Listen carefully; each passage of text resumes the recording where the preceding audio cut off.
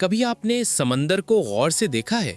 جہاں تک نظر جائے صرف پانی ہی پانی، ایسی وسیع اور گہری جگہ جہاں انسان خود کو بہت کمزور محسوس کرتا ہے، مگر اسی سمندر میں بڑی بڑی کشتیاں اور جہاز آرام سے سفر کرتے ہیں۔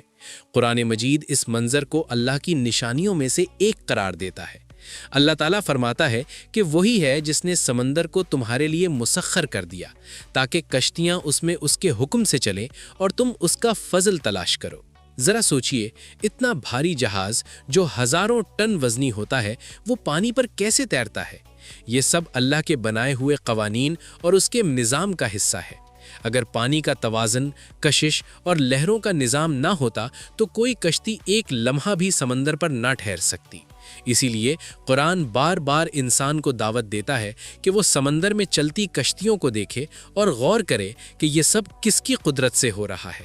یہ منظر ہمیں یاد دلاتا ہے کہ کائنات کا ہر نظام ایک حکمت کے ساتھ قائم ہے۔ اگر آپ کو قرآن کی ایسی خوبصورت اور سوچنے پر مجبور کر دینے والی باتیں پسند ہیں تو ویڈیو کو لائک کریں، چینل کو سبسکرائب کریں اور کمنٹ میں ضرور بتائیں کہ آپ کو یہ حقیقت کیسی لگی۔ آپ کا ایک سبسکرائب اس نیک پیغام کو مزید دلوں تک پہنچانے میں مدد بن سکتا ہے۔